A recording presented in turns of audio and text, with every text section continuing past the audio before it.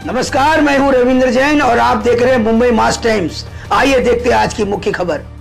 वीर स्वराज्य रक्षक छत्रपती संभाजी महाराज मुंबई किनारी रस्ता कोस्टल रोड याचं उत्तर वाहिनी कनेक्टर आणि इतर 3 कनेक्टरचं आज आपण लोकार्पण करतोय।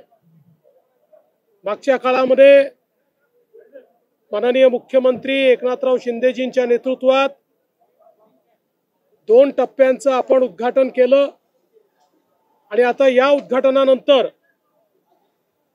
जवळपास 94% रस्त्याचं काम पूर्ण झालेलं आहे।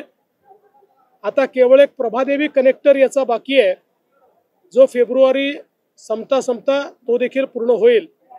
मुंबई महानगरपालिकेने 14,000 कोटी रुपये खर्च करून हा रस्ता या ठिकाणी तयार केला आणि आता या कनेक्टरमुळे नरिमन पॉइंट पासनं वांद्रेपर्यंत पूर्णपणे सीमलेस कनेक्टिव्हिटी ही आता तयार झालेली आहे आणि उद्या सकाळपासनं ही मुंबईकरांकरता खुली होणार आहे।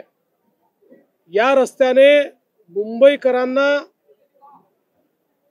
श्वास घेण्याकरता आणि वेळ वाचवण्याकरता मोठी मदत केली आहे। या रस्त्याने मुंबईला एक आंतरराष्ट्रीय स्वरूप देखील दिलेलं आहे आणि आता हा रस्ता खुला झाल्यानंतर मुंबईकरांच्या वेळेची मोठी बचत, इंधनाची मोठी बचत आणि प्रदूषणापासून मुक्ती मिळणार आहे। आणि म्हणून मुंबईकरांना आज प्रजासत्ताक दिनाच्या निमित्ताने महायुती सरकारच्या वतीनं हा रस्ता आम्ही समर्पित करतो।